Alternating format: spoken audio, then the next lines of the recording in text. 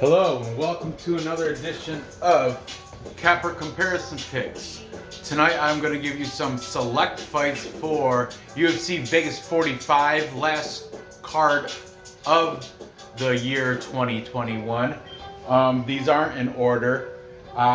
This is the curtain jerker for the prelims for the whole entire card. Right here is the first fight of the card. This is the second fight of the card.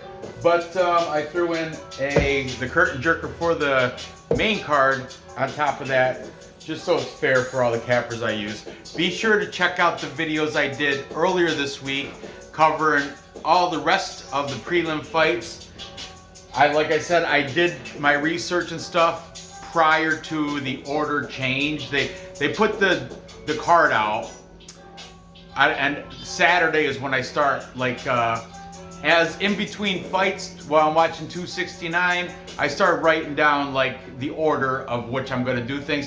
Wake up Sunday, the order is all different. So, but anyway, we got this curtain jerker, we got this second on the prelims, and then we got this curtain jerker for the main card. Let's get into it. I'm going to go get my paper right now, and I'm gonna try to be quick again because as you guys know, it's been hectic this week. Like last night was my son's Christmas concert, which he performed very well. He plays percussion for the band, and he is also in the chorus. So big full night. Thank God I did the video before I left work. Did the video early before. Because we didn't get home till it was around 9 o'clock by the time we got home. I couldn't do a video that late. Whew, I wake up early to go to work. Anyways, doesn't matter. Let's get right into this. Like I said, curtain jerker for the entire card. We've got Robo, Matt Sayles coming in, taking on the Monkey King, Jordan Levitt. Levitt, however you want to say it. Okay, Matt Sayles, he's coming off a 2-year layoff, I do believe. About 2 to 3 years or something like that. I want to say 2. These guys are lying evenly. Coin flip, minus 110 no matter which side you're taking. Okay, Matt Sayles is 27. Jordan Levitt, 26. So age is not a factor here. Both have 8 wins. Matt Sayles has 3 losses. Jordan Levitt has 1 loss as professionals.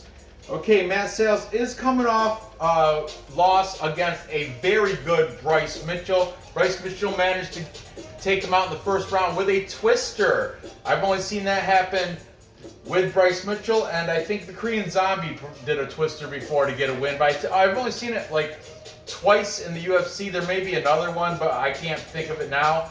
But yeah, the twister is a very dominant BJJ move, and I totally like to see it. It's a complex move too. You're not going to be a blue belt and pull off a twister. But anyway, Bryce Mitchell managed to get the twister against Matt Sayles round 1. But before that, he had a triangle choke win over Kyle Nelson in round 3 for Matt Sayles. Before that, though, he has a loss to Shayman Moraes, unanimous decision. So this guy, Matt Sayles, Robo, he's 3-2 in his last 5. He fights out of Alliance MMA with his main training partner is Dominic Cruz. So take that into consideration. Dominic Cruz just coming off that nice win against Pedro Munhoz last week. So Matt Sayles and Dominic Cruz, main training partners when they're readying each other for fights.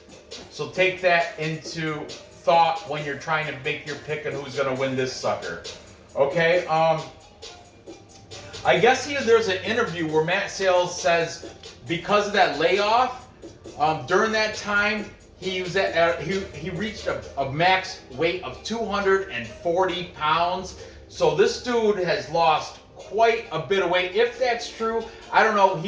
I guess in the interview, I didn't see the interview, but from what I heard in the interview, when he said that, he had a big smile on his face. So I don't know if he was exaggerating or joking, but I'm willing to believe it. I could see people ballooning, especially 2 years off. You never know what happens in that 2 years is a long time. You can balloon up 240 and then come back down to, well, very difficult. I don't ever see me being less than 200 in the rest of my life.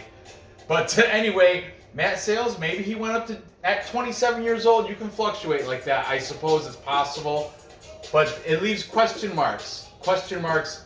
Was that guy 240 and now he's down to 155? I don't know.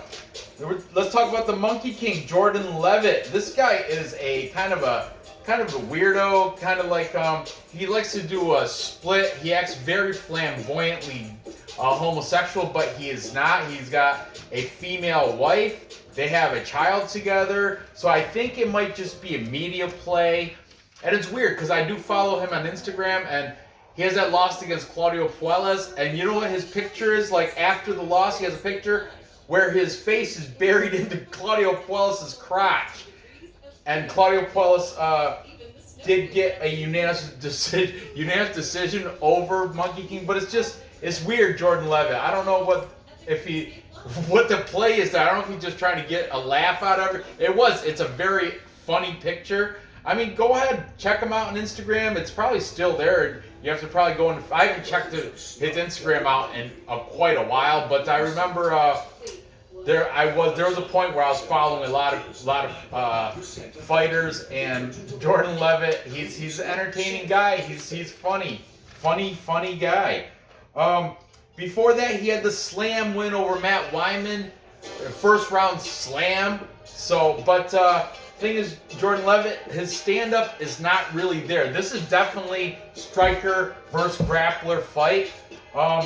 If Jordan Levitt did have any striking, he would be decent because he's got a 2-inch height and 3.5-inch reach advantage over Matt Sayles. So this is a tough pick for me. Jordan Levitt's also training out of Syndicate MMA over in Vegas. A lot of good people over at Syndicate. A lot of good female fighters out of there too. But I guess Jordan Levitt could probably train with both. I mean, I don't know. The guy's funny. Like I said, he's kind of an enigma. I think a lot of it is just he's hamming it up for the cameras, trying to be the media guy, like trying to be that, attraction for the whole BLG, that whole scene for the Pride people. Nothing against them, good people, I'm sure. Anyway, we got the Monkey King, 8-1, Matt Sayles, 8-3, both set at -110. I guess we're gonna start with Matt Sayles. All right, taking Matt Sayles, we've got Cody from Blood Money MMA Bet. Blood Money, Cody, very supporter of the channel, good guy. I like Cody a lot. He's still kind of new as a YouTuber, handicapper, but he's got good content. He knows what he's talking about. He does actually make official bets every week. He comes onto the live stream. Cody, God bless you. Cody is taking Matt Sayles to get the win here. Then taking Jordan Levitt and his wrestling. This guy has aggressive, fast takedowns. Matt Sayles, I don't know the exact stats, but I guess before his little 2-year layoff, weak defense, weak takedown defense. Maybe he's honed up his skills. I don't know, but Jordan Levitt taking him. We've got Greedo from Greedo Plays. Greedo's a gamer, like mostly EA Sports, Madden, he plays football, seasons. I think he's doing a season with the Giants. He also does baseball. He does a lot of gaming, like sports gaming. However, he breaks down UFC cards phenomenally. Phenomenal. Got the graphics up there, knows what he's talking about, spends time researching tape. Good show for Greedo Plays. Then we've got Pub Sports Radio. Clint and Wheezy are both taking separate sides here, but both also saying stay away, no bet, pass this, call 1-800-GAMBLER. Do not make a bet on this because it's coin flip, could go either way. But if they have a lean, Clint is leaning with Matt Sayles, and the Pub Sports Radio, the guest on the Clint Diehard MMA podcast, Uncle Wheezy, is leaning Jordan Levitt because of his wrestling. So like I said, this is classic wrestling versus striker. Okay, then we've got Newsom. I haven't used him in a bit. Newsom is from, I think I want to say, he's definitely from the UK. I don't know if it's Scotland or what, but MMA Play 365. Man, am I getting text? I keep hearing vibration. I could be. I gotta check the phone. It could just be. I guess it's just the Japanese, the music. Boom, boom. Yeah, it's that. I'm sorry. And then to make this a tie, I thought it's not a tiebreaker. I'm gonna have to be the tiebreaker with my pick. But to tie this up, we got MMA fortune teller taking Jordan Levitt. He thinks he doesn't like Matt Sayles' layoff there, and he thinks Jordan Levitt's takedowns, if he does take it down, he's going to control the fight and probably win it through control time.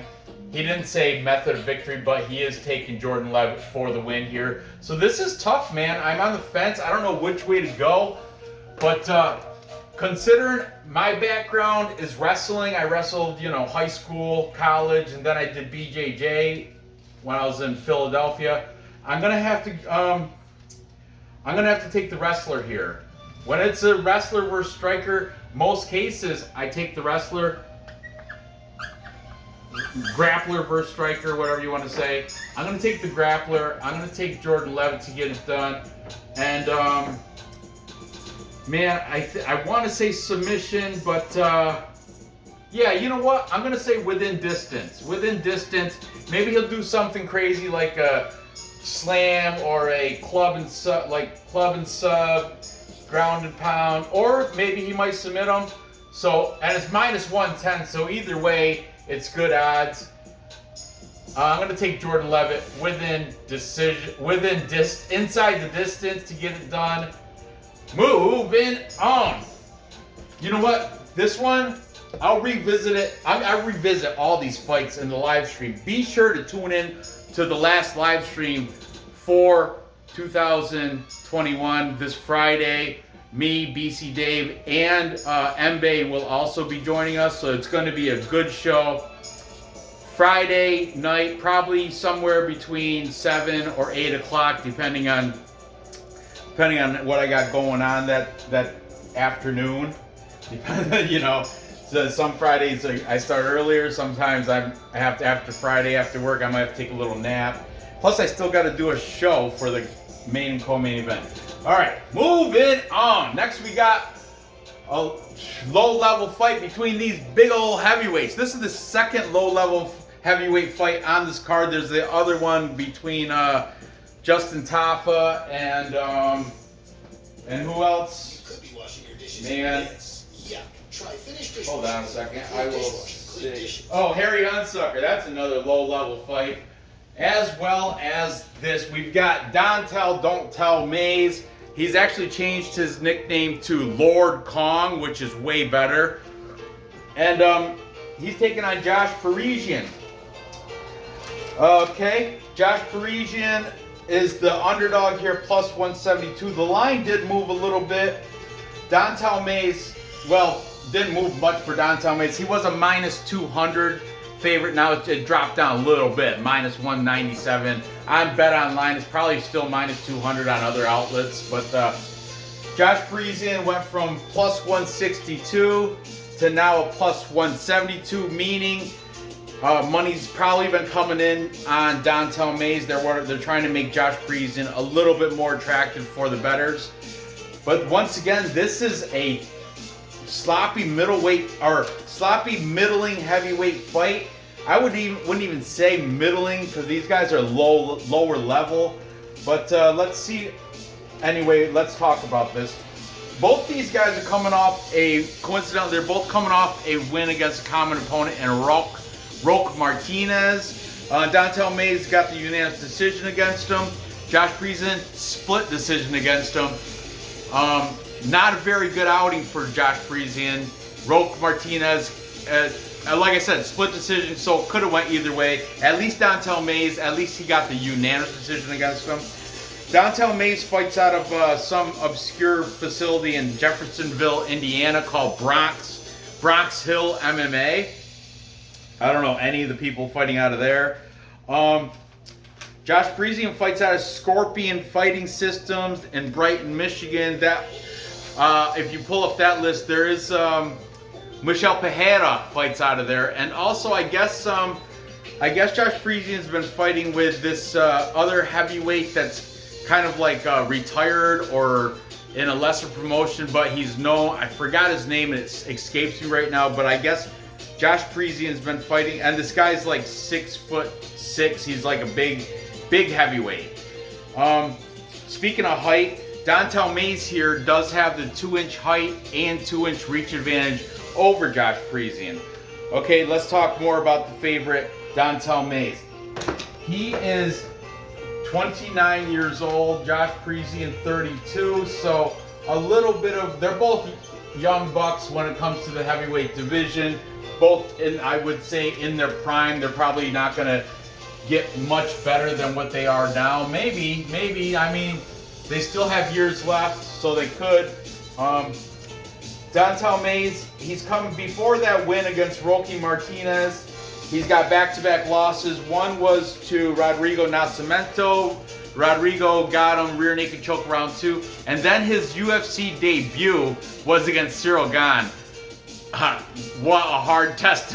Welcome to the UFC. You're going against the best. One of the best heavyweights there's ever been. So anyway, he managed to last to round 3 with Cyril Gane, but I think Cyril Gane was just kind of playing with him. He won by heel hook. Cyril Gane did in round 3 against Dontel Mays. Josh Parisian. So anyway, Dontel Mays. Shoot, I didn't write down his last 5. But anyway, Josh Parisian. He's before that Roque Martinez split decision win. He has a loss to Parker Porter. Not a good look.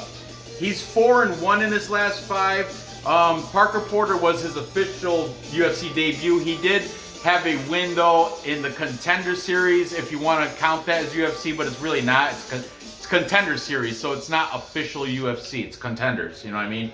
And that was a win against Chad Johnson, where he TKO'd him in round 1, so that has to count for something, right?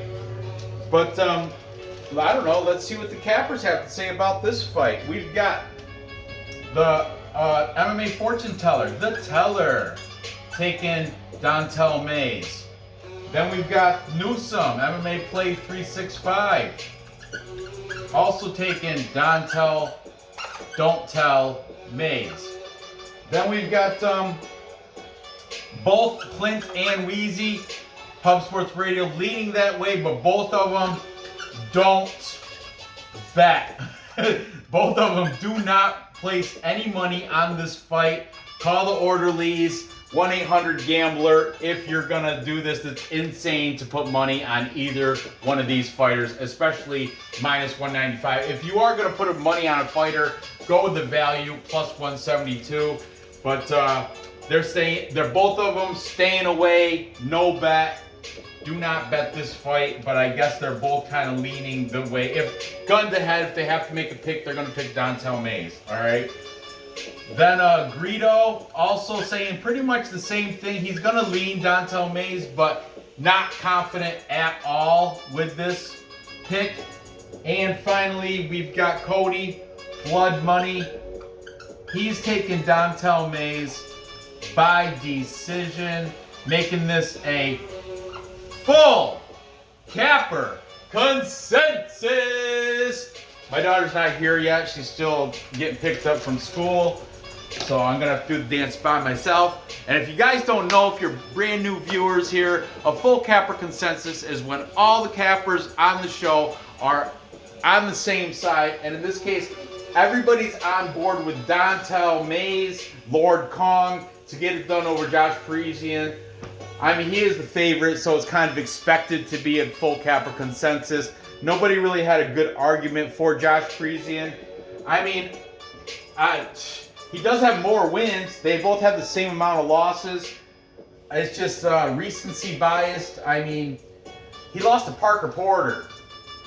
I think they might both have losses to Jared Vanderaa. I could be wrong on that. Let me pull up the Tapology quick. I'll just take a minute. And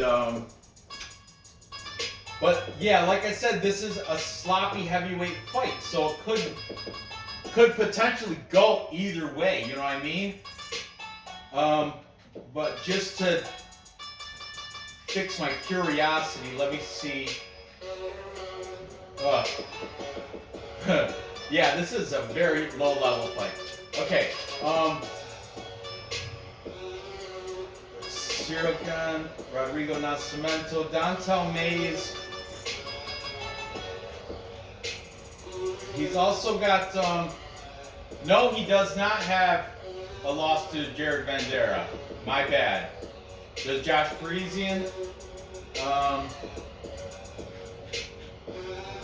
He doesn't either. For some reason I thought, I don't know, I guess I was thinking something else. But anyway, these guys still rather new to the UFC according to their Tapology. It could go, realistically, it really could go either way. But I guess I'm going to have to side with the cappers. I can't go against the capper consensus unless I get a gut feeling. I have no gut feeling about Josh Parisian. That's for sure. So I'm going to go with Lord Kong, Dontel Mays. And I guess I will have to say, I don't know, by decision. Looks like Parisian's going decision a lot. And they both went to decision with Roque Martinez. Like I am not confident at all, but for Tapology, and I have to pick a side because I request it from my friends, my cappers. I request them to pick a side, so I too have to pick a side. So I'm going to go Dontel Mays. I think it will go the distance between these. It's going to be probably a sloppy hug fest, or striking, which they're not really technical strikers. I would give the edge to Dontel Mays, I suppose. But they both have power. They both can get it done. Not a good fight. Not a good fight. But yeah, let's go Dontel Mays with the full capper consensus. Moving on. Here we go. This one finally a good fight. Well, this is a good fight too. But we got Darren Elkins taking on Cub Swanson, Killer, brand new nickname. I forgot what his old nickname was, if he even had one before, but now he's adapted the name Killer, Cub Killer Swanson. This is a very close fight. We got Elkins, 37 years old, Cub Swanson, 38. So they're both getting up there in years. Both have very similar records, like when it comes to the amount of fights. Darren Elkins 26-9, not quite double-digit losses though. Cub Swanson 27-12. He has reached the double-digit loss category here.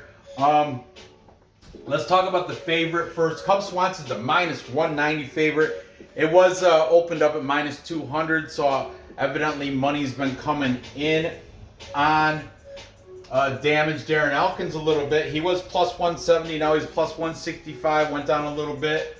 Cub Swanson, now he's, like I said, it was -200, now he's down a touch to -190. Pretty much the same shit though. Okay, so Cub Swanson, he's coming off a round one ground and pound loss to Giga Chikadze. Giga Chikadze's, I'm very high in Giga Chikadze though, so can't take much off that. Before that, he had a nice win though against Daniel Pineda, right cross in round 2. He's 2-3 in his last 5, so that's not saying a lot, but so is Darren Elkins, okay? Oh, by the way, Cub Swanson's fighting out of Jackson Wink over in Albuquerque, New Mexico. Carlos Condit. John Jones was out of there, but he's been since kicked out, I guess, kicked out of Jackson Wink. They do have good coaches. They have John Winklehorn or something, and Greg Jackson. Good people over at Jackson Wink. Good. But they have been going on a downhill slope, if you ask me. And their fighters, a lot of pink on their recent fights, a lot of losses in those. Check it out on Tapology. Darren Elkins, he fights out of Duneland Valley Tudo. That's in Hobart, Indiana. No, I can't even. You pull up that Tapology, and the only one I recognize is Eddie Wineland. So, I mean, Eddie Wineland's okay. He got beat by Sugar Sean O'Malley as of recently, but before that, he has a lot of green on that. Anyway, regardless, Darren Elkins, like I said, he's also 2-3 in his last 5, coming off a nice win against Derek Minner. Derek Minner gassed himself out in round 1. Darren Elkins took advantage of that and got the ground and pound victory in round 2. Before that, he had a win against Eduardo Garagori, where he got a rear naked choke in round 3. Darren the Damage Elkins does have a lot of takedown attempts. Uncle Weezy said something, I forgot, like over 100 takedown attempts in in his career, in his 26-9 record. So in that, in those 35 fights, he's had over 100 takedown attempts, which it blows me. I don't know if that stat is accurate, but I'm going to trust Weezy. And I think it was Weezy that said that. Anyway, let's see what the cappers have to say in this one between the Damage, Darren Elkins, and Killer Cub Swanson. Taking Darren Elkins, we've got to get a new marker. Or no, yeah. Taking the favorite. We'll start with the favorite. Taking the favorite, Cub Swanson. Greedo is saying Cub Swanson should get a TKO in round 2. Good pick. I like when they pick the method and the round. And then we've got Newsome, MMA Play 365, also taking Cub Swanson. We've got the Teller, MMA Fortune Teller, jumping on board Cub Swanson. And Cody from Blood Money, he's saying Cub Swanson should get the decision victory here over Damaged Darren Elkins. However, this isn't a consensus because we've got Pub Sports Radio, both Clint and Weezy taking Darren Elkins because of, they said Weezy's exact words were, he can be 65 years old or 61, he can be 75 years old and he'll still fight you. And he's the type of guy, you call him a bad name at Thanksgiving dinner and he'll fight you. He will fight for your money. This guy has a never give up type of attitude. You're going to have to beat him senseless. You're going to have to finish him to take care of business, or he'll keep coming at you. He's not one to give up. On the other hand, Cub Swanson, if you watch some of his past fights, you can see he's had a little bit of a give up in the later rounds. So for that reason, they're both taking Darren Elkins in this fight. And Clint actually is like Darren Elkins by submission. So I'm going to have to write Clint sub. And he's not alone though. We got Uncle Weezy also siding with Darren Elkins as the underdog. Plus money. And you know what? The links will be in the description. And that has me leading in the same way. I'm going to go with the Damage. Darren Elkins get it done over Cub Swanson at plus money, plus 165. That's why I'm a plus money junkie, guys. So I'm not gonna do it with that. But here I will go against the capper majority. I'm gonna take Elkins to get the victory here. What I don't like about Darren Elkins, I will tell you, every Tapology picture, every picture on all these capper sites, he's got like a lazy eye, like it's stuck. He's like, are you looking at me or are you looking over there? It's weird. It's one of those things which, but I mean, and the guy, the Damage has taken a lot of damage. He's always bloody in all his pictures. It's just, that's what has me skeptical. However, I'm gonna go with the wrestling of Elkins.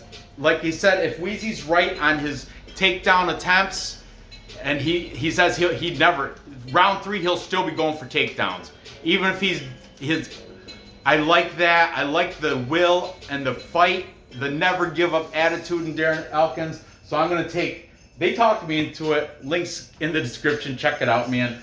But I'm taking Darren Elkins at plus money to get the victory here. So to recap, time check. What is the time? Perfect. So to recap, I've got Jordan Levitt beating Matt Sayles within distance. I think he's going to use its grappler versus striker. Like I said, I'm going to take the grappler here. I think he's going to use his wrestling and BJJ. Possibly get the submission. If not, I think he's going to at least get control time, get a decision victory. But for the sake of tapology, I'll probably say submission round 2. Or maybe even round 1. I don't know. Matt Sayles, 2-year layoff, so I don't know.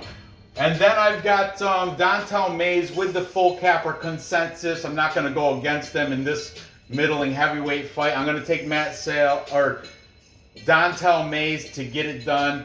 Probably by decision, but I wouldn't be surprised if either one of them finish each other. The over is minus 205. Those even the bookies think it's going to go to decision. So that's probably the safest bet to go.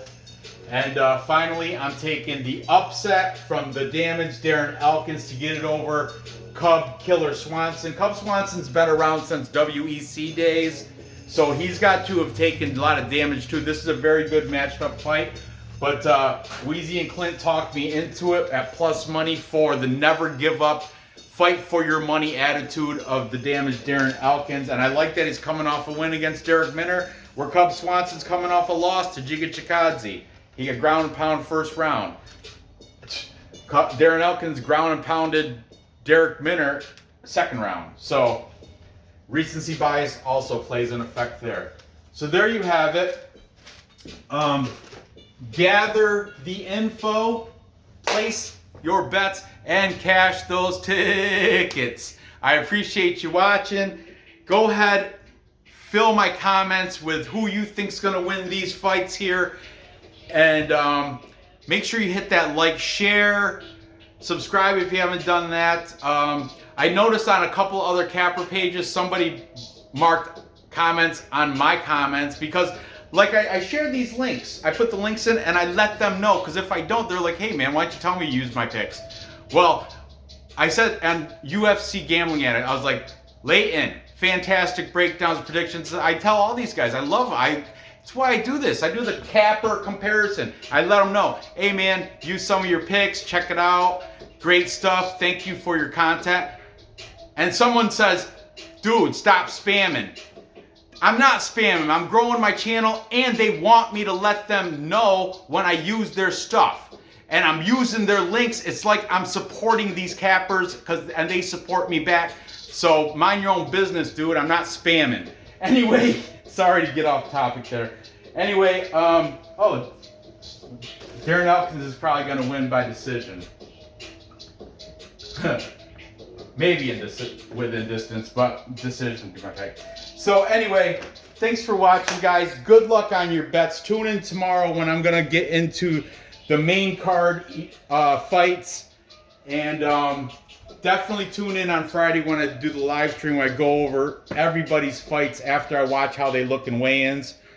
Thanks for watching. Good luck on your bets, and I'll see you next time.